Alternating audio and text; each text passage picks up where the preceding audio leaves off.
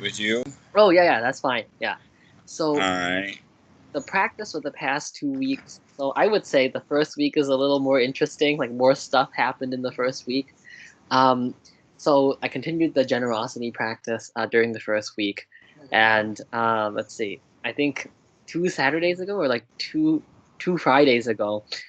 So I went out my usual, and I met 5 people. I remember, and I gave them like $1 each. So two of them were people I had seen before on the previous week on my routine walk after my classes, and so the one white guy, like the guy who was like just treat me like a pet, he didn't have so many signs up this time. He was just sitting. So I just gave him $1. He was like, "Oh, thank you," and I was like, "All right, have a good one." Um, then there was that lady at Union Square, same lady. So I just like gave her $1 too, and I was like, "Oh, have a good one." Then there were three new people.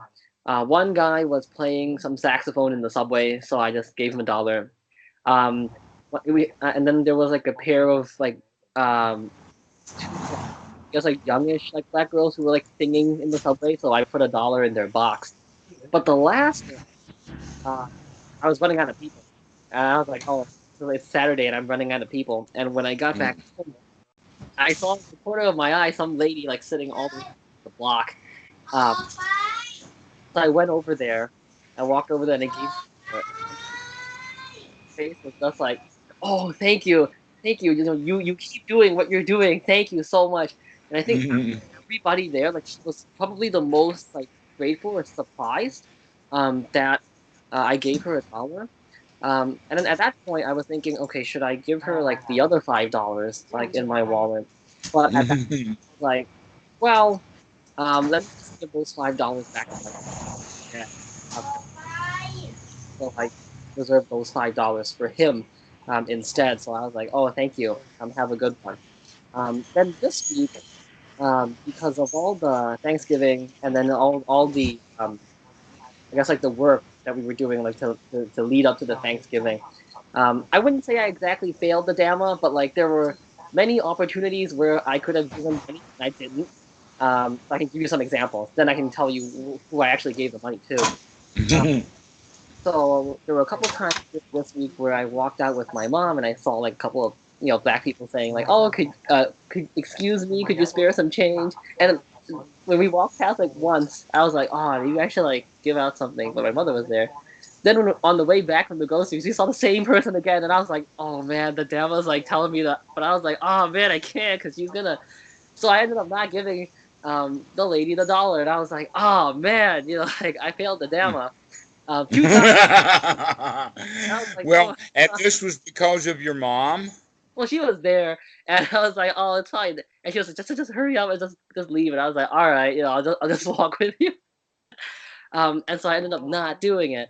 But today, so what happened was, Well, let's investigate that just a little bit. sure, yeah, All right. You were with your mom hmm and you went into a grocery store and then you came back out and the same person was there hmm and your intention was to hmm give money, but you hmm didn't give the money right, because your mother was yeah, there. Is she that was right there. correct?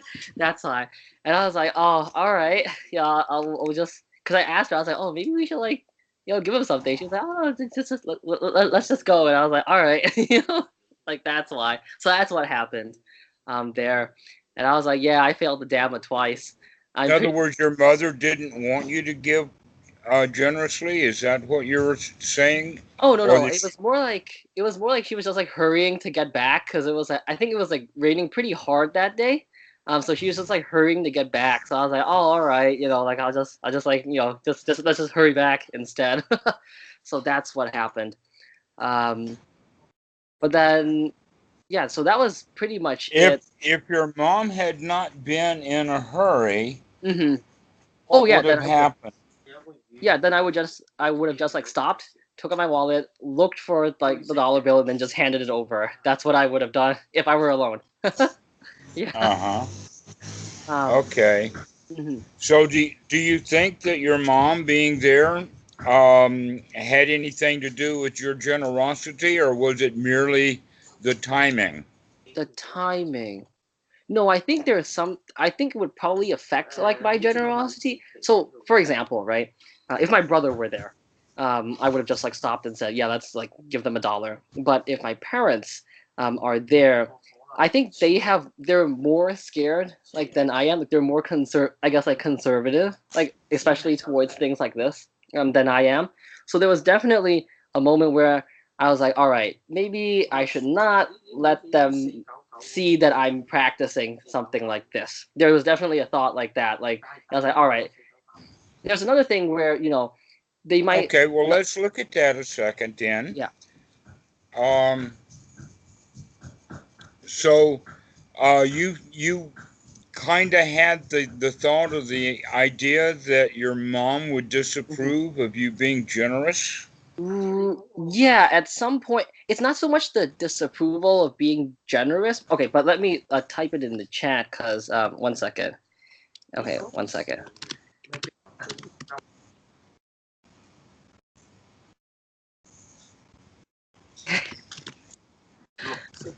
Okay, so yeah, so I just like type out the exact thought here. Um, um,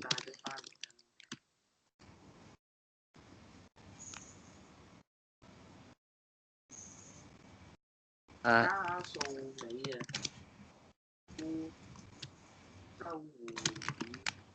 it's more like that. I didn't want to give them the impression of something like that. Especially, so she's not as prone to this as my father, but my father recently, because he was retired, so he has this idea. It's like, oh man, everybody's just living off my retirement money, and nobody like treats me to like dinners all day every day. When in fact we do, but but there's this sense of like you said, kind of feeling poor or like I don't have enough or things like that. So that was my chief concern, that they would think that why you out like giving things to strangers when you haven't really give me like everything that I want, like something like that. So that's why Oh, I was okay. hesitant. So the equilibrium Mm. is that if you give a stranger $1, you've got to give your mom 1,000,000. Is that the way that it works? Oh yeah, well I was just afraid they would think In like order to make it equal? yeah, and so that's why I because my mom is not so much this, but my father, I would think that he's more prone to things like this. So I just did not want him to have this kind of thought, and so I decided it's probably best that for now I they don't see me like going around giving people like strangers like what they would consider oh, you just giving away like things like that. I was like, whoa, what, like things like so that's All why. right. Okay, I understand. So now let's go and look at the generosity that you have for your mom and dad, because that's where all of this stuff about giving dollars and quarters to strangers came from. Mm-hmm. Do you Right, remember that? Because that was only a month or two ago. right, right. So, um, your mom, Mm-hmm. then, what do you imagine her reaction would be Mm-hmm. if, in fact, you did stop and give $1 to someone? So now that I think about it, Yeah. probably like not much of a reaction, honestly. Like honestly, she probably wouldn't mind if I like stood my ground and said, okay, yeah, let me just like I was like, just wait, let me just give her like a thing. And I could just say, it's the holidays, just or it's like, oh, it's not so much. I would think. How about if she said something to you Mhm. and your immediate reaction was to pull out a dollar bill out of your wallet and give it to her? Wait, if she said something to me? Yeah, if you yeah, the same situation in and that you're there with her and you give $1 to a stranger on the street, Mhm. and then your mom has a reaction to it, Mhm. and your reaction to her reaction is to pull a dollar bill out and give it to her. Oh. Oh, she wouldn't want it. No, she wouldn't want it. She would just be like, oh no, like that. Um, so it's more So like. now, okay, well, that's now let's go a little bit deeper than that. Mhm. If that's the case, Mhm. that to your mom $1 means nothing, Mhm. and to the people that you're giving the dollar to on the street, it Mm-hmm. means something to them. Mm-hmm. Perhaps you could point that out to your mom. Oh, got it. Oh, I see what you mean. Right, right, right. So just to point out, like, it means nothing to us, but to them, it means a lot, actually. Uh-huh.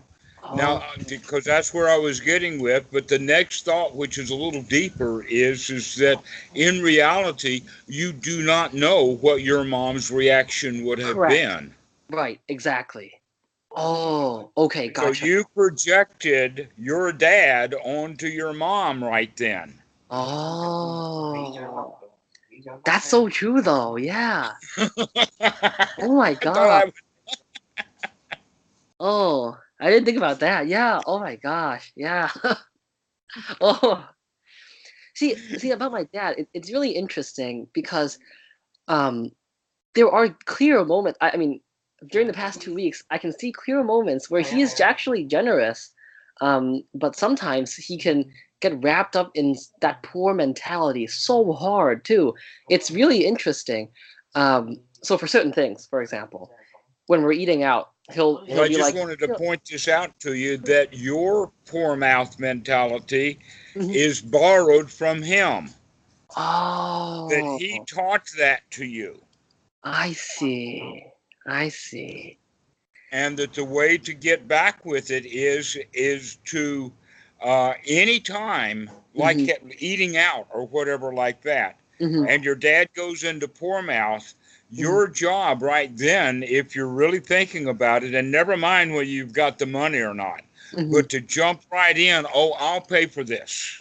Right. So that's what I've been doing, to basically extend generosity towards him because his thing is that my brother and we make money, but we don't spend it on him. That's his thing.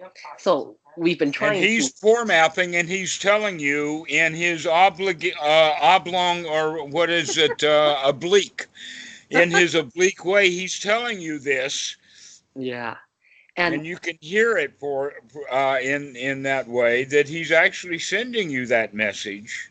it's amazing because so what my brother and I have been doing is we've been splitting the bills when we as a family go out and we say, "Oh, Dad, no, no, let us do it, let us take it," and he is. I mean, he now is like a case study in Dukkha. Like this whole everything is a case study in almost everything he does is a case study in Dukkha. He'll get mad about hey, why isn't anyone on my side? Like the things we talked about before. He's like, hey, why isn't everybody on my side? Or like, hey, wow, look at how those people are dressed. Just as it's so terrible, and he goes on and on. Or it's like, look at how this and looked at it, and so much complaint. And I was like, wow, a case study in like Dukkha. Every time he says this, I was like, wow, this is amazing. But there All are right. times where he's So generous. Yeah. here's the thing now Hmm. that we can start looking at with this, because this has got some real value for you Hmm. in your work with mindfulness of learning how to manage your feelings and other things like this, is to recognize that without your practice, Hmm. you're looking, when you see your dad, you're looking at you 20 years from now. It's yeah, exactly. Today, like they were making. So how would you like your son to treat you Hmm. when you're in your most miserable state? I see. Definitely don't clam up. Relax, take a deep breath, smile, laugh it. Uh-huh. All right. Exactly so. Now, here's something that I want to work with you on this. Hmm. Um, but it's something that you can use in general. Mm, And what I'm getting at is the quality of pattern matching. mm, Now, I think that I've told you before that the human being, though many of us think so wrongly, that the human being is a problem-solving machine or a truth-seeking machine, hmm, but in fact, it is neither one of those things. It hmm, is a pattern-matching machine. hmm. A pattern matching machine. A pattern matching machine. That means that we look for patterns over and Mm, over again. right. This is one of the reasons why humans are so susceptible to being lied to and to believe the lies, is because the lie fits a pattern And so when a pattern is told time after time after time after time, then because it fits a pattern and we're pattern matching machines, we take and misunderstand a pattern for the truth. Mm-hmm. All right. Now, your dad is in the pattern, in the Mm-hmm. habit of playing victim. Mm-hmm. Mm-hmm. And that without being able to work with him directly with the tools and the techniques that you're given or that you've been practicing and learning for yourself, Mm-hmm. you can still understand that these patterns that he is in Mm-hmm. with your mindfulness can be broken up. Oh. Oh. All right. And that how we're going to do that Mm-hmm. is that um, um, in a very very congenial, not a disagreeable way, Mm-hmm. when you see your dad acting, behaving, and even saying things Mm-hmm. that were things that a victim would say, Mm-hmm. you can say to your dad, "Oh, but you can handle this because you're a lion." Oh, I see. I see. To bring him Okay. out of it, right? Mm-hmm. Right, just because you've in fact been telling yourself those Mm-hmm. same things, that you Mm-hmm. can do this, you are successful. Mm-hmm. That's Oh, but part of our practice. if I say something like that, I think he has another pattern. So the first pattern is the victim, right? Or it's more like it's four versus one. That four versus one pattern. So that's one thing.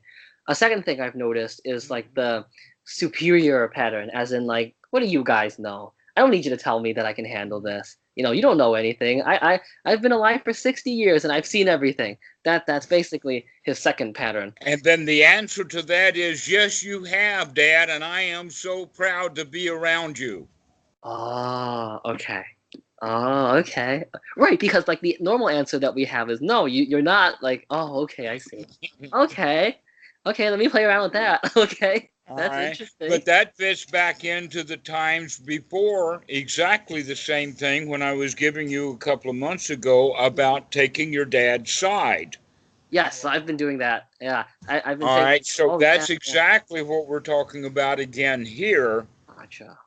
is to start building him up Mm-hmm.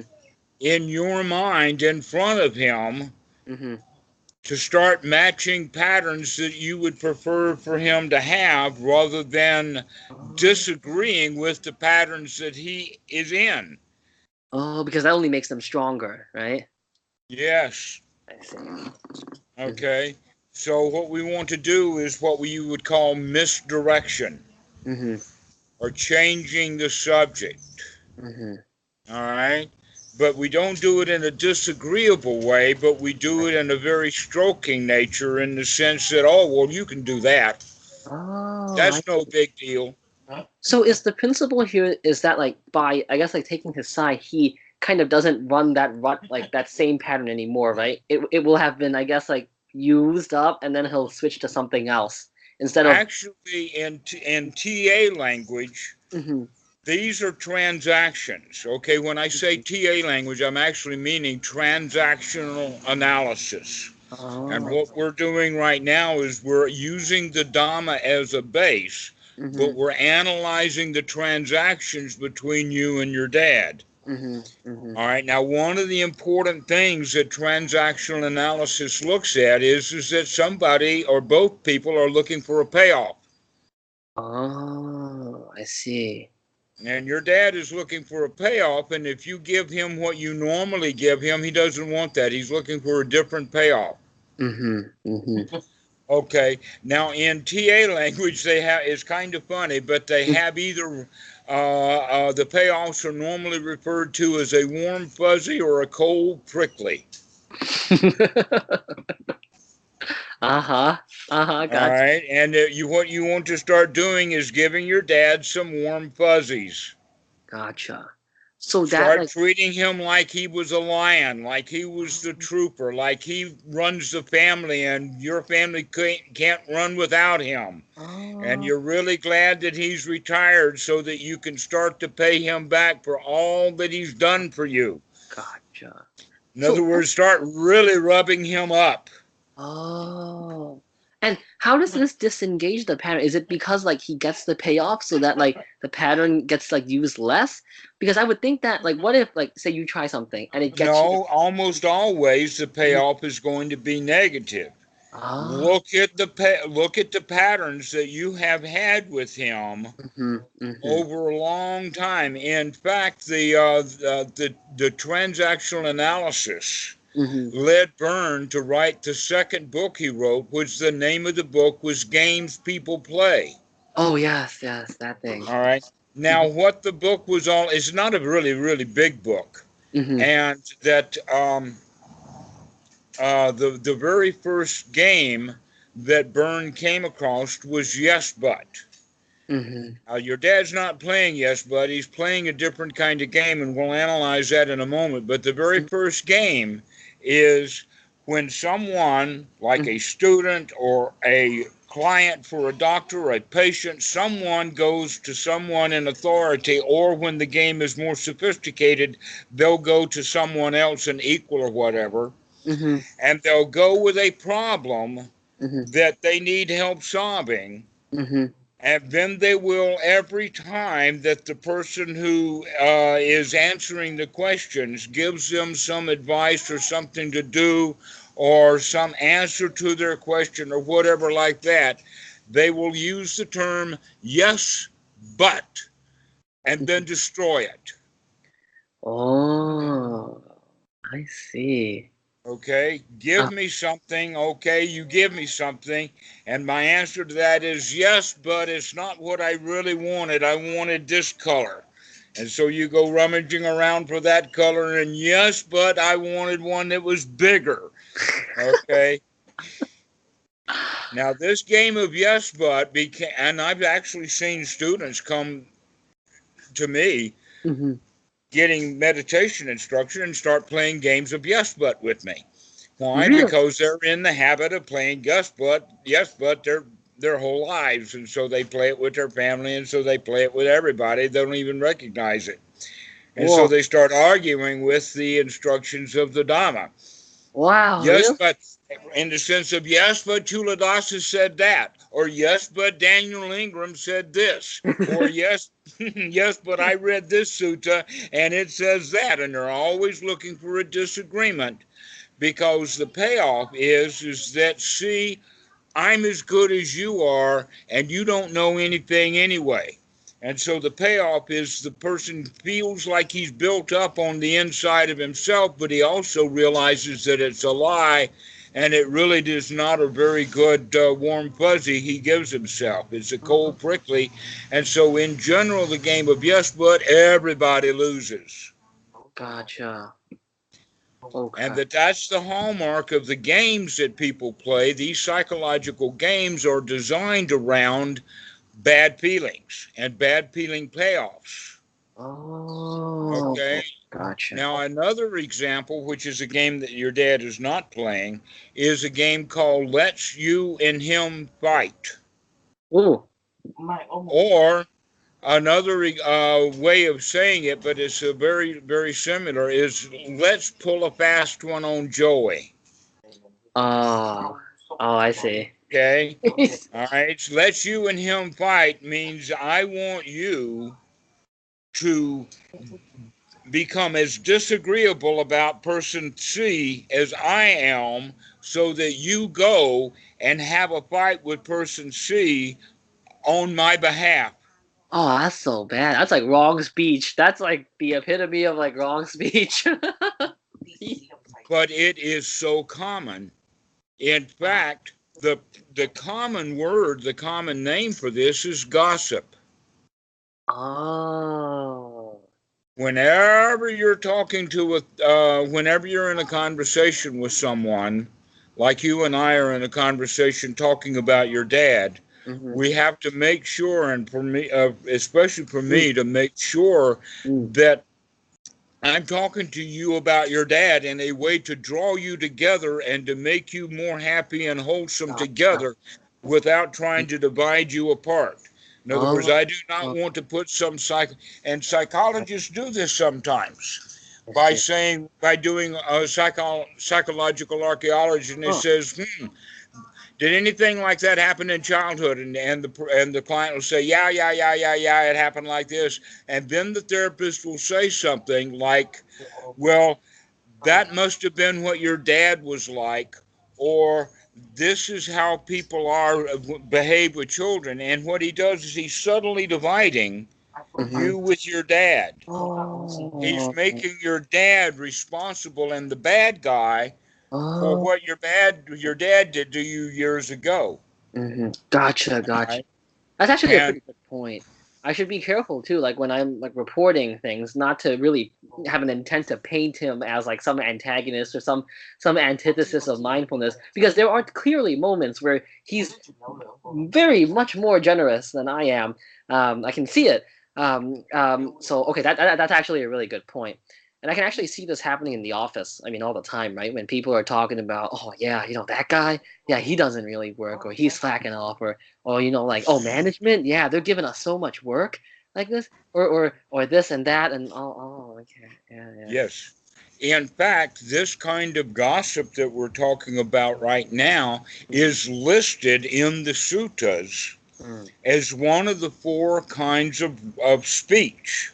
mm, Okay, that normally when we think about the Eightfold Noble Path, we think about it in the sense of the really important ones, the big four that we have to have in order to practice, which is right mindfulness, mhm, right view, mhm, right effort, mhm, and right attitude. mhm, That you need on the cushion, you need all the time. But when we're working with other people, mhm, living in society, then the Eightfold Noble Path has three additional things. mhm. Okay, now 4 plus 3 is only 7, so I 7. want to make sure that the big one Mhm, is the unification of mind.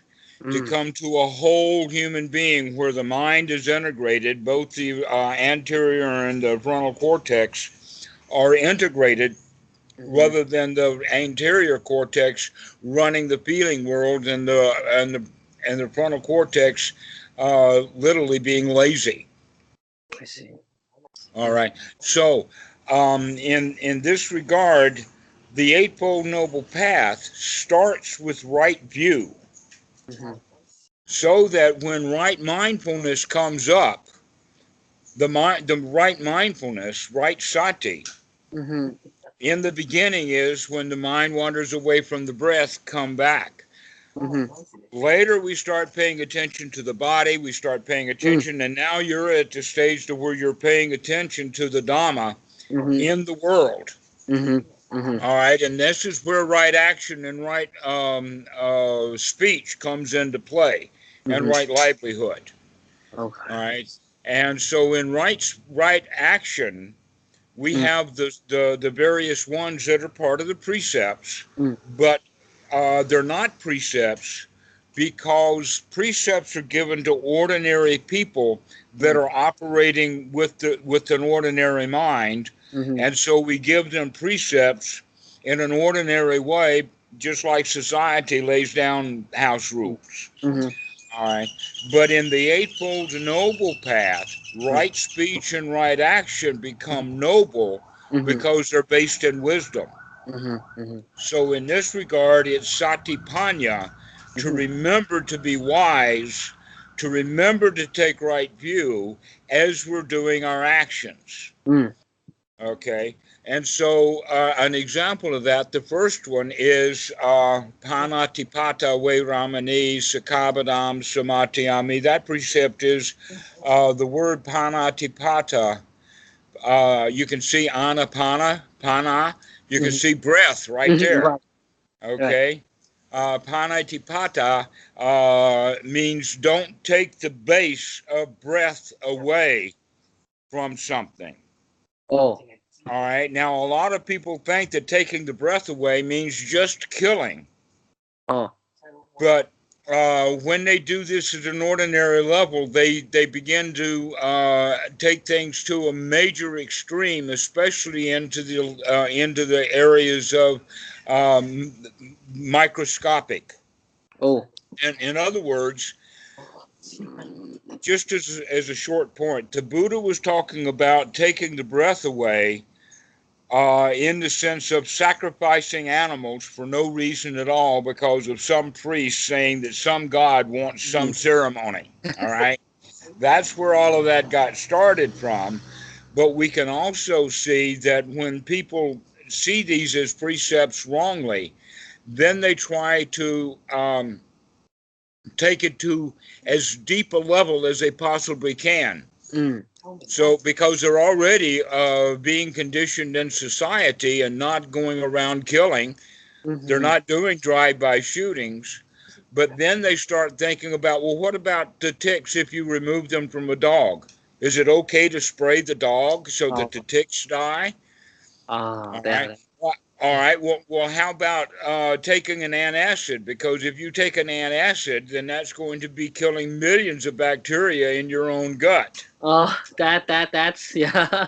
That's just too far, isn't it? That's what I'm getting at. Is you have to see these things in the light of day of how they're useful, rather than taking them to the extremes of curing illness. Oh, well, I'm sick, but it's a parasite, and therefore I cannot kill that parasite. That's just attachments to rites, rules, and rituals. Right. Yeah. That in fact, to maintain the health of the dog, we have to do things that does look like that we're killing, because what we're doing is we're killing parasites. Right. Exactly. All right, which has got nothing to do with the killing of animals. But what this idea of taking the breath away means can also be seen as doing any kind of harm. Because if you harm somebody, you're going to actually affect their breath. Oh, I see. For instance, knocking the wind out of somebody with a stupid remark. Right. Both physical and mental harm. Right. Exactly so. So this is where we go for harmlessness. Now, the other three quickly are not taking things that are not given. So the question is, if you get too much change at a checkout stand, do you give the money back because they did give it to you? Oh, I give it back. I mean, yeah. Well, the answer is it depends upon the culture and what country you're in, etc., like that. If the sales clerk in Thailand comes up short because he gave too much money back to a customer, she's going to have to pay for that out of her own pocket. Oh. And for that reason, we want to make sure that we're not taking things that she made an honest mistake, but let's not make her pay for it. Oh, I see. Do not want to take it. But now at Walmart, what's the point? Nobody's going to know. Oh, wow. I see what you mean. Gotcha. Okay, so now we're beginning to use wisdom, looking at the suffering. Right. So it really, I think suffering is the best criteria, right? Like, does this actually cause? Always the best criteria, because right and wrong is not a good criteria. Right. Good and evil is not a good criteria. Why? Because it's subject to a confirmation bias, and most likely it's also subject to feelings. Right. If I like it, it must be good. If I don't like it, it must be bad. No wisdom there at all. But when we're using wisdom, then we also recognize that, well, let's leave that one and go to right speech now. In the four kinds of right speech, you have a deliberate lie. That deliberate lie can either be to harm someone else directly, or it can be done for self-protection. But that self-protection is almost always protecting the self from the wrongdoing that the person himself has done. Right, and not really like self-preservation. And it's not real self-preservation. And so this is what we do normally in denial, is we don't want to know what we've done wrong, because if we know what we've done wrong, we feel bad. But the Dhamma dude says, hey, wait a minute, I want to know what I've done wrong because I want to correct it. I want to fix it. I want to stop doing this stuff. I want to bring this stuff to an end. So in that regard, understanding right view uh, and right wisdom inside of the precepts Mm-hmm. means we have to use great wisdom Mm. to understand that the truth is almost always the right way to go.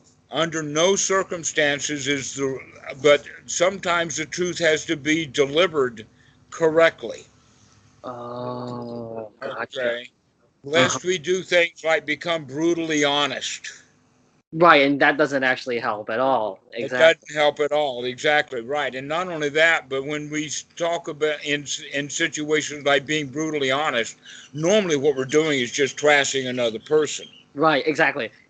But Exactly. we can also be brutally honest with ourselves in the sense of putting ourselves down further than we actually need. In fact, the right way to do it is to be very, very happy that I can actually see and take responsibility for my bad actions and my Oh, bad speech. gotcha. I I see. want to become honest so that because that honesty means that it's okay for me to admit mistakes. I make mistakes a lot. Human beings make mistakes. We're pattern matching machines. We're not truth seekers. Oh, And we often match patterns incorrectly. gotcha. But in Yeah, I just. fact, Mhm. pattern matching is just a more sophisticated way of saying connecting the dots. Right. Gotcha. Okay, I. so if we're in the system of pattern matching, but we're now writing herd on the idea of right speech being used to take responsibility. In other words, we're becoming a lion. You're Mhm. becoming generous. We're doing all of these things to practice to Mhm. come out of being a victim, you see. Mhm. Well, the victim is the one who wants to hide his mistakes. Right. Right. Okay, but the lion, he's willing to own them right out. In fact, one of the things that's so remarkable about Donald Trump is he's Mhm. such a lion that he just spills his guts right out there, and the Republicans are going, don't say that, don't say it, don't say it. Oh, okay. I see. Okay. Yes. All right, So actually, but I think yeah. he's I think in. what I Yeah, look at go is ahead. yeah. No. No, yeah. So basically, mindfulness of speech. That is like the what I always have to. There's always opportunities there to work on. You see how Uh-huh. fast I'm speaking right now? Like, Yes, yeah, mindfulness of speech. Yeah. So yes. So mhm. go ahead. Go ahead. Yeah. All right. So the deliberate lie is one of them, Mm-hmm. but the other one would be gossip, which is a Mm. really important one. Another one would be harsh speech. Mm-hmm. But in English language, we have lost the quality of what harsh means. I see.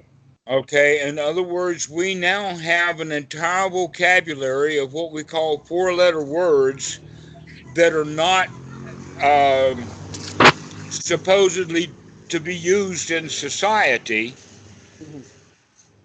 An example of that is all of the things to do with fecal matter. Oh wow. Uh-huh. Almost every word that we can come up with Mm-hmm. is impolite, almost as if the entire topic is not polite. Well, in the Thai language, it's not that way at all. The Mm-hmm. number one word for shit in Thai is the word ki. Key. So ki kwai is the cow patty that a water buffalo will lay out. Okay, ki bari is the ash of a cigarette. Oh. Oh, what that means is that that word is not a harsh word in Thai language, but Mm-hmm. in English it's become a harsh word just because of what the word is used for. Mm. But if we're looking at harsh, Mm-hmm. we can use any polite language and still be harsh with someone. Right. Right. Mm-hmm. And so we have these two qualities of harsh language now, and that is some words are verboten. Mm.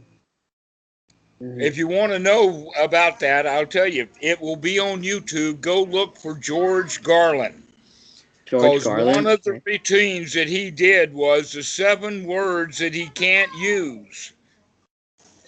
And he's got Okay, an let me write this. entire comedy routine about the 7 words. And many years ago, when George. Hollywood was Mm-hmm. doing a lot of television, Mm-hmm. then they were being very careful that on TV you could not use a whole class of words. Oh wow. I see. Yeah, so I'm gonna look that up later. Okay, But so definitely, yeah. that's George Garland. But the point is that there is a kind of harsh language Mm-hmm. that is harsh because we're talking to someone. But there's this other one which we've started to mention, and that is the idea of gossip. Mm, right. The gossip that we talk about when we're talking, you and I are talking about another person. The question is, how do we talk about them? Are I we see. talking about them in the sense of analyzing the situation, trying to figure out Mm-hmm. what's going on? Or are we talking about it only in the sense of, well, that person is not as good as we are? Oh, okay. I see. Or let's you and him fight. Right. Or you I and I, see. let's go pull a fast one on Joy. Oh, I see. Like trying to, take So sides right, and try to push right. him. So all of these games that Eric Berne came up with, almost all of them can be classified under Buddhism as malicious gossip. Huh. Wow. I wonder if like it would be useful to the practice if I skim through. So I actually have a copy of that book as well. And started looking for these patterns in everyday life, just as I did for the arising and dukkha. I wonder if that would help too. Are you talking about that book, the games people play? Yeah. So I have a Oh, I'm sure it's a PDF yeah online by now because it's so old. It's yeah over 40 years old now. yeah. I wonder if I should like start looking for how these patterns crop up in both my own actions and everybody else. Um, just to I think like looking out for Duga and Duga Narodha like did a lot of like worked like pretty well for me. So I'm wondering if I should also like look out for one or two patterns throughout the day or things like that, and when it comes up, at least I have to be able to catch it right before I can change it. Right, right. That's part of our practice, being mindful of our speech. Yeah, And definitely. we've already been working with that for quite a while now, but now we're looking at it a little bit deeper. Mm-hmm. And mostly the issues have to do with your relationships with your parents, Mm-hmm. especially your dad, Mm-hmm. because he's the one who can most benefit from your new ways of looking at things.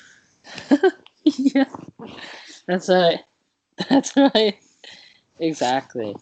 Yeah, so definitely, yeah, I have to start, I guess, like more emphasis on looking at, the patterns of dukkha and responding to them appropriately.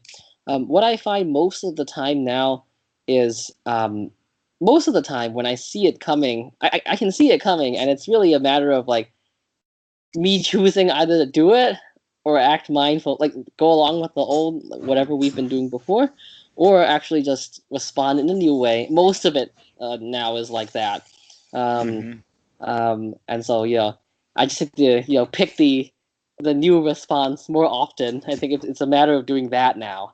I feel like. Yes, this is what mindfulness is all about, Hmm. is to be mindful of how we feel when we are in contact with other people. Mm, Because if we're mindful of how we feel, then we can make choices about it. right, right, right. I guess But if that's we're also not mindful, then we'll just follow our old pattern. exactly. I guess that that's also like a nice segue into like a brief summary of like the formal practice for the past 2 weeks. So for last week, I think I hit it was like always like 50 minutes or 1 hour last week. The sits are a little easier. I guess like I don't. I guess like the mind doesn't get like that impatient anymore. But this week was definitely like spotty. Like I missed like 3 days of practice. Um, and I have to sit because I like you said before, like I can notice, like when you don't have the formal like 1 hour, sometimes you're less likely to basically choose, I would say. At least for me, you're less likely to choose the new choice. But there's also like another side to this that I also want to mention. It's interesting though. Sometimes it feels like this kind of coming back is more um, it may be like slightly less frequent, but it's more natural in the sense that, you know, previously, if it goes like a little too hard, I could even feel my eyeballs like tense up. It's like, oh, you gotta stay in the present now, now, now. Whereas now, where it's more spontaneous, like I'm standing there, I'm waiting for like my ride to come, nothing to do, and I can automatically sense, hey, let's come back, and it's like, oh, this is really nice, and it's more of these moments now, and that eyeball like socket like bursting tension is gone. Um, like it's like, oh yeah, let's come back like this, that, and it more naturally comes back instead of saying I gotta like stay in the present, like that kind of thing. So it's really interesting. I prefer the more like it's nicer. It actually feels nice instead of like, oh, my eyeballs are gonna explode, like that kind of thing.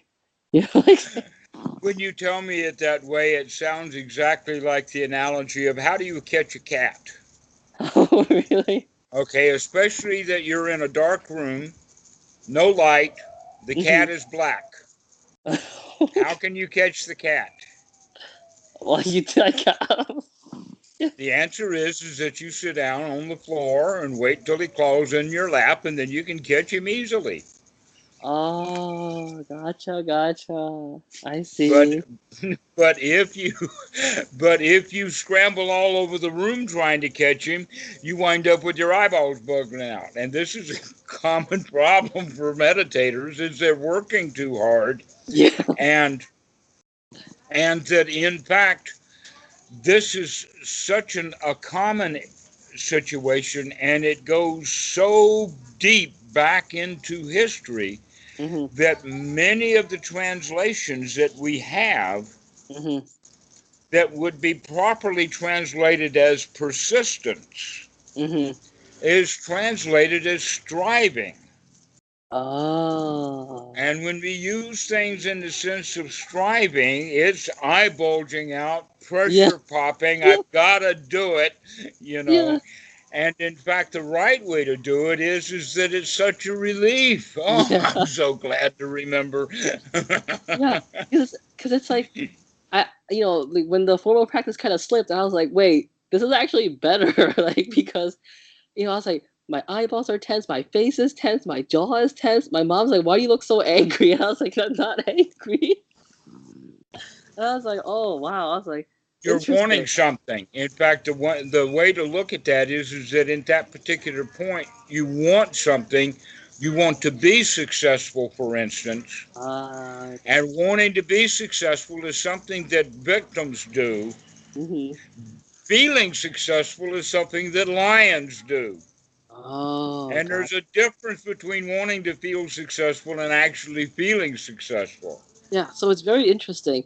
Like the way that it happens now is a lot. It's pretty nice actually, because you don't have to really do much because a lot of the things like people walk by me and sneeze really loud. If it jerks me out of my thoughts, I was like, oh, that's nice. They just told me back into the present. If I was already there, I was like, oh, that's a loud sneeze. Like, it's actually Exactly. very So interesting. by coming back, by constantly practicing the habit of coming back and coming Mhm. back and coming back, but when we're coming back, Mhm. we come back to that state of satisfaction. We Right. come back to that state of joy, of Mhm. relief, of Right. relaxation. All right. But Mhm. if we are striving for that, Mhm. then we won't catch that cat. Mhm. Mhm. We won't Yes, I catch the feel. cat. Yeah, I feel like the practice is paying off, like pretty much. Yeah, so I think it's pretty good now. Well, we've been doing this for quite a while together, and I can tell that it's making some It's definite inroads there. It's working, it's and working. that's what. Okay, so going back to that very important first step Mhm. of the sotapan Mhm. is that point when we can say, no matter how obstructed the mind is, Mhm. I can clean that out Mhm. and start again. Mhm. Now, if we are in that state that you were talking about of wanting to be here now and Mhm. putting striving into it, Mhm. then that actually robs us of the state, and we know that. And so the striving and the eye bulging out and all of that is almost like a confusion of, I know what to do, but here I am striving to do it. Okay, and so I give you the analogy: how do you catch a cat? Mhm. Don't chase it. That's how you catch a cat, is you don't chase after it, but we're persistently there for it. In other words, you Gotcha. can't leave the room. You got to sit down in that room and Mhm. wait for the cat to come. Oh, gotcha. Gotta wait. Can't do Got, nothing. right, you got to wait a little bit, and that waiting time is one's right effort time. Oh. Okay, so we have to have all four of those things: right mindfulness, right effort, Mhm. coupled with right view, and then right intention. And the right intention then in that point is, I can do this. I can do this. I can. I can Mhm. do this thing. Right. All Gotcha. right. I can do the Buddha's Dhamma. Mhm. Gotcha. All right. Gotcha. A can do attitude. Mhm. Mhm. Oh, okay. I see. I see. All right. No matter how much the mind is cluttered up. Now, Mhm. here's an example of that. Mhm. And that is, um, let us say that you sent somebody on a very important errand, Mhm. like your brother, Mhm. and that you explained to him and showed, maybe even on the computer. Let's say that Mhm. you send him out to get something printed, and Uh. you put it on a dongle, and you put the dongle in the computer, and you show him the file you want, and then you open the file and show him the contents of the file and say, it's only one page and I need only one page. Mhm. And he goes out to do it, and he comes back with a whole handful of paper Uh-huh. that was printed from that same drive, but nothing that you wanted. Oh, that's a Okay, lot of free paper. Oh God. and you've got all of this paper, and maybe $5 worth of paper that he's had printed, and he didn't even bother to remember that you said you only wanted one page. Do I And you smile and say showed it thank to you? him, and all of this paper is something else on the disk. Okay, so now we've Uh-huh. set the thing up. Mhm. All right, more than likely you're going to have feelings of that. The Mhm. feelings of exasperation. I sure that I told him what to do exactly, and so we Uh-huh. go all through that. Now here's the point. At this particular point in time, whether you're angry or frustrated or whatever you're feeling, this is a time when the mind is completely clouded, Mhm. is completely obscured, is Mhm. completely uh, um, blocked up Mhm. or hindered Mhm.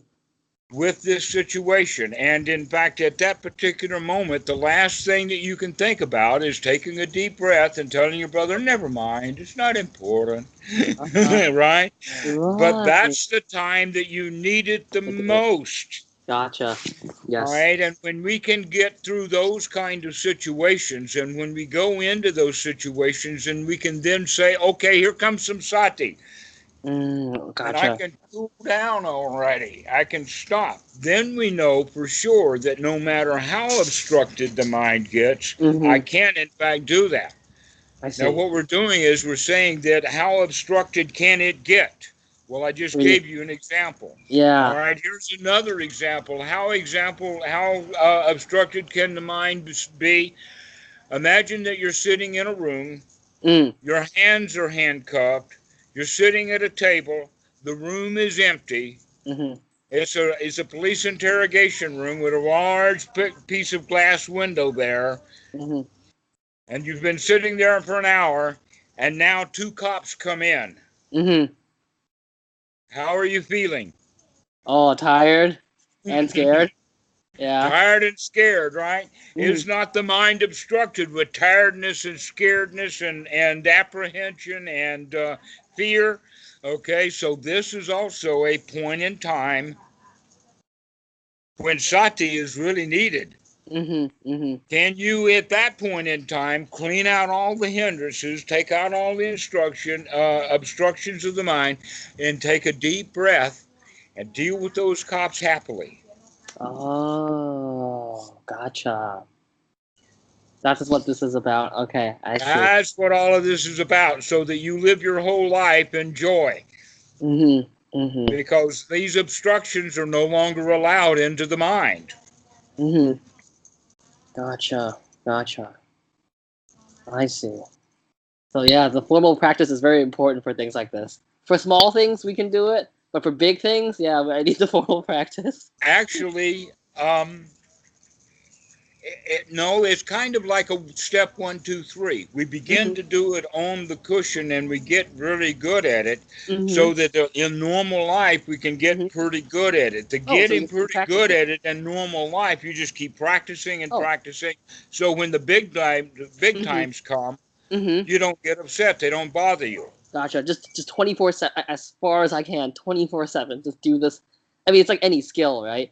The more I do this, the more I do this, I will be more prepared for the big ones, right? Eventually when it comes. Right. To be on guard. To be on guard with the feelings. Right. Unrelenting mindfulness. Because that's the only way you'll have choices. Right. Other Exactly. than that, we live our lives automatic pilot, and in that police interrogation room, the automatic pilot is terror. Right. Right. Gotcha. Yeah, that's actually pretty. That's pretty interesting. That's an important thing to. And now it would certainly put those cops off their game if, when they came in the room, the first thing that you said, "Oh, I'm so glad to see you guys." Well, how are you doing? Hi, how you doing? Okay. Yeah. Then yeah. Yeah. Yeah. I was like, can I get a bagel? Yeah. Yeah, exactly. Now, have you ever heard of The Far Side? Yes, It was a set of cartoons many years ago. The guy's dead now. I love those comics. All right, one of The Far Side, and the one that I remember from so many years ago, I've looked it up on the internet, and that same drawing is not available, but dozens of other versions of it are available. Okay, and the situation is this, is that a guy is carrying a wheelbarrow in a cave. And the cave has skeletons and bones and all of this. And the guy has a wheelbarrow that he's carrying that's full of crap and bones and blood and guts and all of that kind of stuff. And he's whistling. And as he passes by, he's saying, "How y'all, how y'all." And he's really enjoying himself. And there's two devils, or the two guys dressed in double suits with their pitchforks. And they're talking to each other. And the caption is, "We're not getting through to this guy, are we?" Oh my God. Oh, okay. Gotcha. All right. Well, what it is that this guy, even though he's in what people think of as a physical hell, he still is in control of his own mind. Gotcha. I see. So the situation with in this cartoon and the situation with the police investigation is the same thing. It's an opportunity for us to be here now. Gotcha. Gotcha. And it's the same thing with your dad. Right. When you see your dad going off into his funk, it's time. It's time for us to be really creative. Gotcha. Okay. Gotcha. Gotcha. And of course, like those moments where we're giving out like money to strangers, those are also moments to be, fully present. Right. Oh, gotcha. I see. So it's interesting. So actually, that's like a segue to the generosity practice for this week. So this week, actually, just earlier during the day, I toyed with. So I still had $10, and I was like, "Oh, I haven't done anything."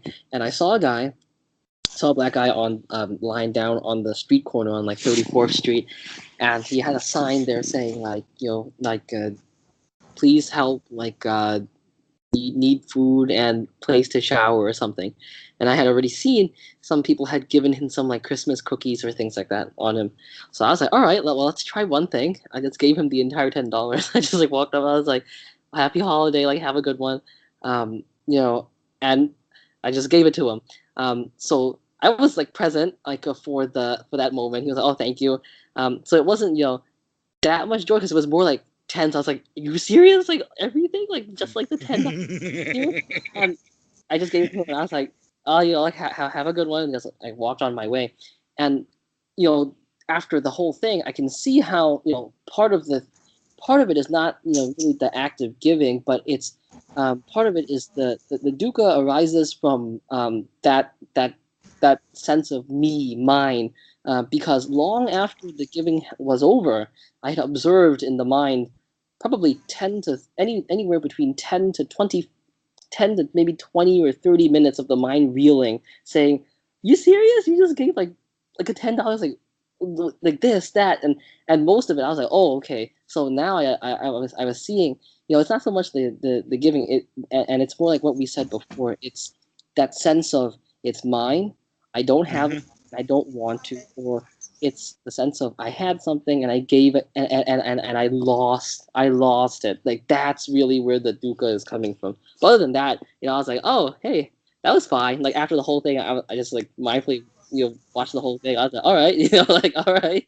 So I was like, oh, that was fine. Yeah. Yes, you can see how generosity is in Mhm. fact when practiced properly Mhm. is actually a weapon to use against Against selfishness. exactly against.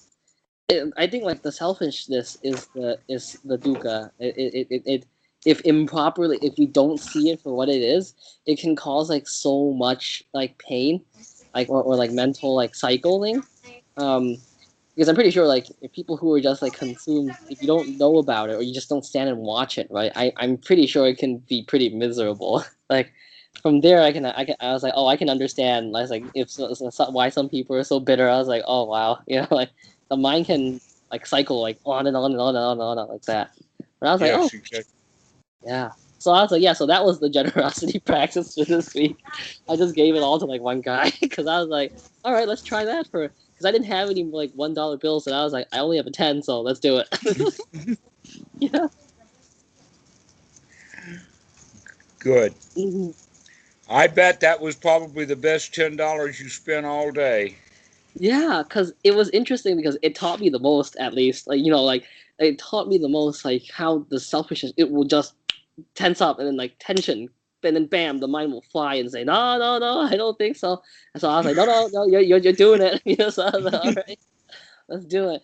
So I think it was pretty well spent. Like, it's better than buying a book on the Dhamma.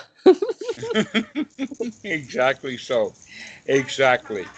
Yeah. Yeah, many, many bookshelves are filled with Dhamma books.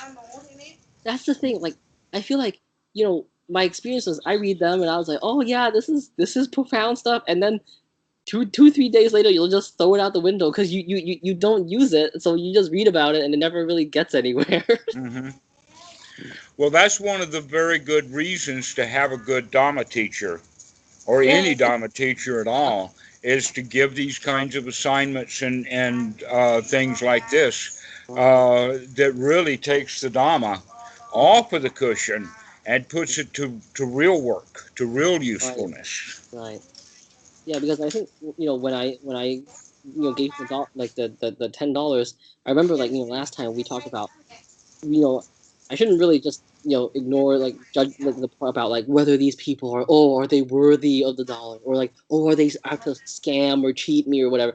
More about like, okay, can I really give this guy like the shower that he actually needs? And I'm pretty sure like $10 coupled with everything else would probably be enough for him to at least last the night. So I was like, all right, let's do it. So I thought about that instead when I like stood by to get the dollars out to him. And I think with time this will become more and more natural. So one question that I actually have about the generosity practice is, so when I approach people that I've already given say like once or twice before, right? Like, do I just like keep on going, or would you prefer me to find like newer people, or is there like a difference, or for the assignment or something like in the coming weeks as I keep doing? There's actually advantages for both. Okay. And that one of the ways that you can start doing it like this is Mhm. that the more familiar or Mhm. the more often you give money to someone, Mhm. that means the more time it's okay to stay with them in their space. Oh, and that's like the even Get to like know them even, you maybe know. even ask them their name. Oh, gotcha. Begin to make a few friends. They Oh, need a friend and so do you. oh, that makes sense. Oh, so there's advantages to both. Okay, I see. There's advantages for both, and that's one of the advantages of being generous on a regular basis to the same guys Mhm. is that they get that hit of dopamine every time that you come, and so they associate feeling good with being around you. Oh, gotcha. I see. Okay, yeah, let me pay attention to that. Maybe like if I see the lady by the church again, yeah, maybe I can talk to her or something. I was like, hello, yeah. Uh-huh. Yeah, talk to them. Oh, got it. Tell the sax guy, "Oh, really like your saxophone playing." You can do it like that. Yeah, I wanted to ask the guy like how he was playing. So 3 weeks back, like I don't know what that guy was playing. He was improvising. He must have been improvising, but it was so good. I was like, wow! And I wanted to stop and ask like, what is it that you're doing? And I was like, because it was really good. Like, Hmm. So like you should be able to tell him that. oh yeah, oh yeah. So I was like, oh, that's like really good. So I was like going like this, and I was like, yeah. Okay, good. Yeah, exactly. That's exactly right. Oh, okay. Okay. So that's how you can approach this generosity, and you're already beginning to see Mhm. that by practicing this generosity, Mhm. one of the values that you're beginning to have is a feeling of wealth Right, right, right. without spending a lot of money. And in fact, the amount of money that you have Mm-hmm, has nothing to do with whether you feel wealthy or not. mm-hmm. It's all got to do with your own mind. Oh, I see. Yes, it has to do with the old mind. And I feel like selfishness is improperly done can cause like a lot of suffering. Yeah. I mean, if It can create and then destroy a society. right. Yeah, because That's like how.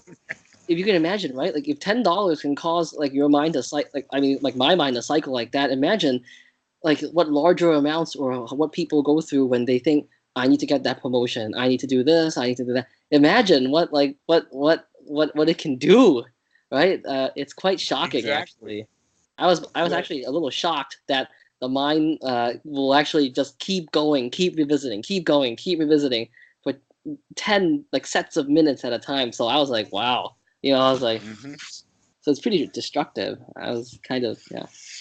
Well, you can see how, in Hmm. fact, what we have come to understand from a society by looking back over the past at least 100 years Mm, is to recognize that every generation in the United States there has been a generation of very greedy, hmm. very persistent men mostly who have become extraordinarily wealthy and Mhm, in the process not make much change in their whole life. mhm, mhm, And that much of the wealth that they got mhm. was from doing things underhandedly, Right. doing a little shady deal here and there, a little bait and switch, Mhm, a little bit saying that my stuff is better than my competitors, etc. In other words, using wrong speech mhm. in order to gain. Gotcha. And Right. so, in they get old age, Mhm, they're still caught in the same habits that they were when they were only worth 1% of what they're worth now, mhm, but they still have all the greed that they always had. mhm, They mhm, have the same drive that they always had. mhm. They've now developed skills in how to cheat people, but mostly when they compete with other people, they compete with people who have even more money than they do, and they Oh, wind up feeling bad. It's almost as if like they spent their whole lives cultivating habits that are like, the exact opposite of what we're trying to do here. Exactly, exactly. This is the ignorance of humanity based upon the society and the ignorance that we have by following our feelings rather than our wisdom. Gotcha. I And see. so, what happens with these robber barons? Mm-hmm. I can give you a few names you probably heard: Carnegie, Mellon, Mm-hmm. Morgan, Mm-hmm. Ford, Mm-hmm. Rockefeller, Bates. Mm-hmm. Well, what's the guy in charge of Amazon, and what's the guy in Bezos? charge? Yeah, Bezos. That's the one. Mm-hmm. Mm-hmm. And Zuckerberg and Yeah. et cetera, like that. Well, these are newer versions, but we can look at the intermediate, and that was Bill Gates. I put his name in there. The first ones I gave you were from last century. Right. But Bill Gates is now doing what they were doing, and Bezos will start doing it, and Zuckerberg has already started doing. What is that? It's called philanthropy. Yeah, they're giving it back. Right. They have to start giving it back because that's where their joy is in their generosity. Getting the money was no fun at all. Right. They probably all suffering to get like to amass all that money. Right. Uh, Exactly. And so here you are doing what the old robber baron philanthropers are doing, but you're doing it not at 85 and 90, you're doing it in your early 20s. 20s, yeah. Oh. And that is cultivating generosity because that's where our joy, our feelings of success come from.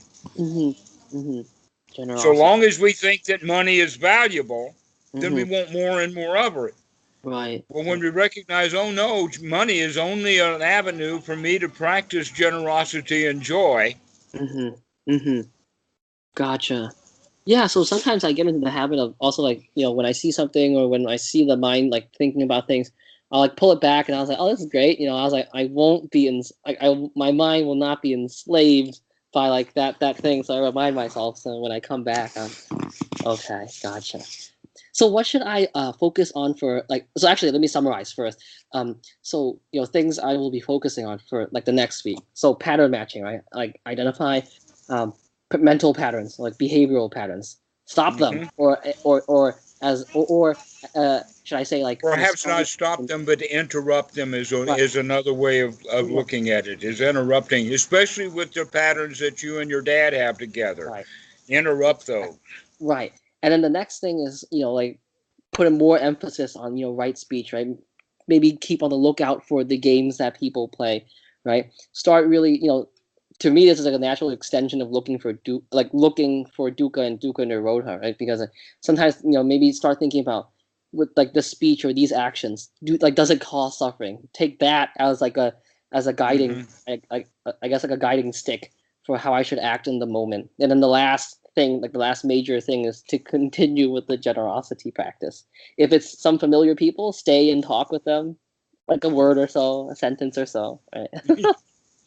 Excellent. Okay. Hmm. So, one last thing now. Hmm. And by the way, all we've been talking about is the Four Noble Truths. So, one last thing in this, that third noble truth, make sure you give yourself little nibbana moments. Oh yes, yes. Okay, then in fact, one of the best places to do that is combining it with generosity, taking a deep breath and giving the dollar, and this feels so good. Uh huh. Okay, Hmm. so make sure that you have those little nibbana moments, Hmm. little moments of coolness, relaxation, Hmm. not bulging eyes. I want a I know. nibbana. I know. I was, I was like, maybe this formal practice flipping thing, at least I saw like, oh hey, this is how it's like, not like eye popping, like, oh god, like stay present, stay present. Hmm. So I was like, hey, that's a good thing too, but let's come back. Gotcha. Okay. Yeah, that was a lot. Yeah, we covered a lot of ground this time. Whew. Okay. Gotcha. All right, excellent. Well, we'll see you next week then or Okay. so, Willie. Yep. Thank Okay. you. Yeah. Bye Okay. bye. Bye Okay. bye. Bye bye.